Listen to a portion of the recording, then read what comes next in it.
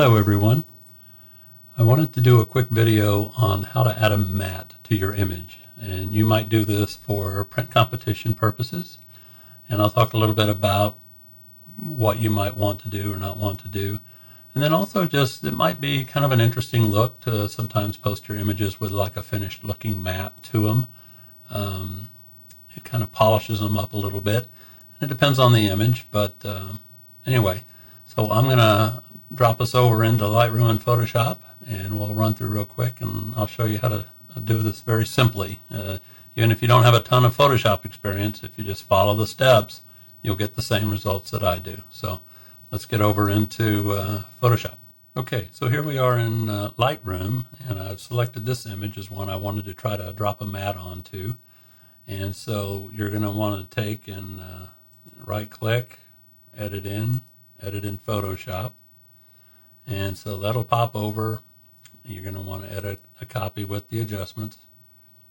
Okay, here we are in Photoshop, and I've reset my screen to be what most of you would see if you open Photoshop. Just a little quick tip for me at least, you know, they've got all the tools over here on the left hand side, and then you have all of your adjustments and your layers and history and stuff would be over here. And to me, going back and forth is a little bit of a stressful thing. So I take usually and I grab this brush and I bring it over here until where it just kind of locks. You see where it hits the blue. And so now I've moved all my brushes and editing tools and stuff over so they're all right here in the same spot. And I would encourage you to do that. Now, once you've done that, you're going to want to go up here to Window, Workspace, and you're going to want to save this workspace, because if you don't, then the next time you open Photoshop, it's going to take you back to where you were before. Okay, so we've got our image here. It pulls up as a background layer, and there's a little lock right here on this, and we want to click on that lock, and that will change this to layer 0.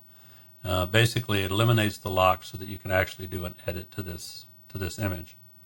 And then we want to come up here to Image, Canvas Size, and now I recommend that whatever your pixels dimensions are, let's say your largest one is 8200 pixels in this case, so this is a pretty large image, but 8000 pixels, you're going to want to do about 20% of that is a decent matte. Much more and it a little overwhelms the image, much less, and it can be kind of like the matte was an afterthought. So I'm just going to say we're going to go about 1600 pixels. So I'm going to add 1600 pixels to the width and the height and click OK. And you're going to see here now we have our image, and it's got a nice matte around it. You might think, well, that's too big or too small, and it's kind of personal choice. And you can see that it's transparent. There's nothing, you know, there. The space itself is transparent. So then what we're going to want to do is we're going to want to come down here, and there's this little half circle looking thing, and you click on that, and you want to add a solid color. And it doesn't really matter what you do, just leave it as black, click OK. And then you're going to want to drag this layer down underneath the other. So now you have a matte that is behind your image. And you double click on the color box right here, double click on it, and now you get the ability to adjust the colors. And typically, you know, they'll say, you know, pick a color tone within your image. And the key here is to find something that doesn't detract from the image. If you get something, I mean, some people like maybe a white matte, looks very clean, lets the colors really pop on this.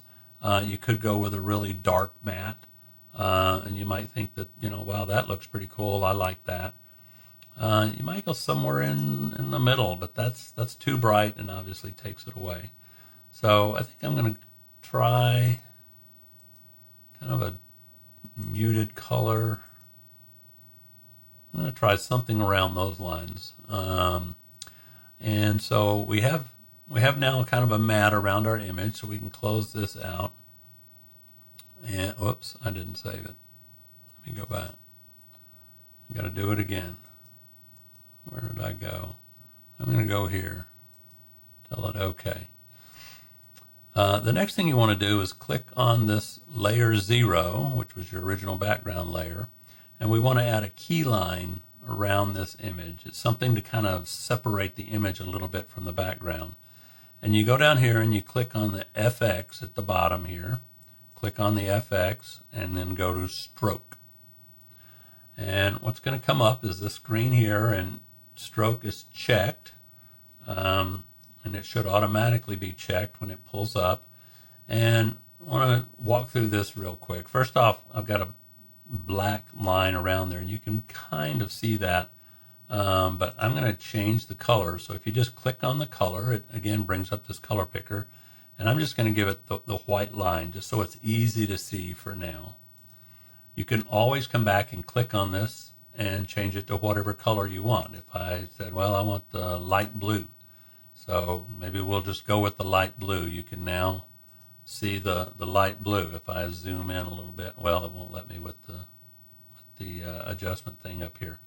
So I've got the light blue line around there. Now, let's talk about size. You can see you can make the size, quite a bit different. For competition purposes, I would tell you that you really want to be pretty thin. Maybe depending upon the size of your image, maybe 5 pixels, something like that, so that it isn't too glaring, but you just want enough to kind of frame the image a little bit. You're going to want to use the inside, not the outside, and I'll show you why. So if we look at these corners of that line. They're nice and square. But if I make this on the outside, you get a rounded look to that line, and that doesn't work very well. So you're going to want the inside corner selected there. Now, you can change, leave the blend mode normal. Opacity, if you feel like, well, it's a little bright, you can just dial the opacity down a little bit. And you can see it changing, getting brighter and dimmer as I adjust this. So really, I'd say adjust that to taste. I usually find when I'm doing my competition images that I wind up taking the opacity down just a little bit, because it can be a little bit bright.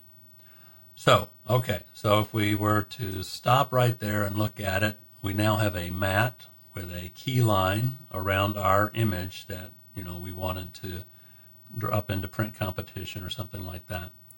If you want to get a little more creative, another thing you can do with that layer still selected, go to outer glow, and it's kind of hard to see on this dark background. So I think what I'm going to do, let me close that. I'm going to go back over here to our color, and I'm going to go ahead and make this a white, basically a white background. And you can already see there's a little bit of a gray line around the key line.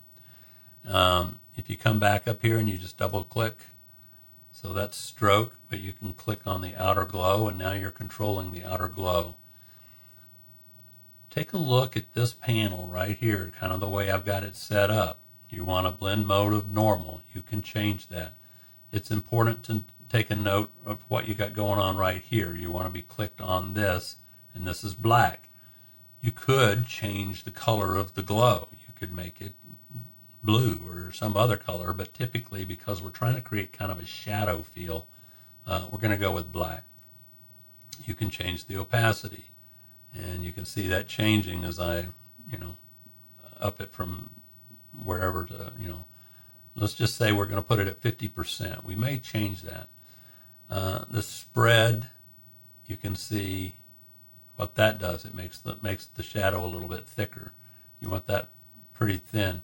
And then this right here, this size, you can kind of see the way it kind of makes it really look like actually a shadow. And so this is where you're going to find yourself, I think, doing a fair amount of adjustment, is trying to find that right kind of shadow look for you. And then again, you can control that a little bit with the opacity as well. So if we look at that now, you kind of see the image is floating above this above this white background. And, you know, if you really want to get creative, you could drop a transparent or an empty layer on there. And then I have, under my brushes, I have a brush that I use that is that's my logo, and I can take and click and drop that in. And now you've got a really nice kind of presentation. And again, this is not something you might do for your print competition images. You might if you wanted to, but I think it gives a unique look to it. And if you're wanting to display your images on social media, as you know, and put that out there, it just gives it kind of a little bit more of a finished look, and maybe something that someone looking at it would go, oh wow, that might look nice if it was matted and framed. So I hope this was helpful to you, and I'd love to see if you do some work. Go ahead and post it on the alumni page if you're part of Benton Downs alumni. Okay, so I've got that done. I'm going to flatten this image. So I'm going to select all layers. I'm going to go up here to layer. Whoops. And flatten image. And now I've got it as a single image, and I'm going to file, save. And that will save that back into Lightroom for me. So let's go over to Lightroom again. Let's do another one just to kind of walk through the, here's a before, and here's an after. Before and after. So you get a sense of, you know, how it kind of really brings a little bit of a presentation style to your image. Let's do another one real quick. I'm going to walk through without a lot of talking, but just kind of so that you can kind of see how fairly quick and easy it is. Okay, so I'm going to walk through this very quick so you can get a sense of how quickly you can do something like this. So turn off the background, image, canvas size. This is 1867 pixels, so I'm going to go about 20%. So I'm going to go 360 pixels. Okay. Now I'm going to go down here. I'm going to drop down, go to solid color. I won't worry about the black. We'll just leave it there. Drag that underneath. Double click on this, and now decide, all right, what color do I want my matte to be? And actually, I'm going to go with black on this one. Just kind of an interesting look, and really lets those dunes pop. Now I'm going to come in here, and I want to click on my layer 0, FX, stroke, and click on color, and I want to use one of these lighter colors there. Notice how thick the line looks here, and it's because this was a much smaller image, so I'm going to have to, I'll leave that okay. I'm going to have to bring this down maybe to 3 pixels, something like that. I'm okay with the opacity where it's at. Maybe take it down just a little bit more. Okay. And there you go. That's real simple. If you wanted to get one more thing that you could do, you could take your rectangle marquee, come up here, get outside the box, and draw a little, and see the pink line that comes up that says I'm centered, right? And so, whoops, there's the other one. You want to get that centered. Now I know that I'm centered. And if I right click on this line, see the little box that pops up? I can actually add a stroke line here too. And click on color, and we'll do the same thing basically. Okay, okay, and deselect, and now I've got a double line, kind of a double mat around the image with the black in between. So just another option for you when you're looking at how can I present my work in a creative way. So hopefully this was helpful. as I said before, I hope you guys will post some work so I can check it out and see how creative you're getting with your mats. Keeping in mind that for print competition, simpler is probably better. Your mat can't help you a whole lot in print competition, but it can hurt you. All right, have a good evening. Like I said, I hope this was helpful.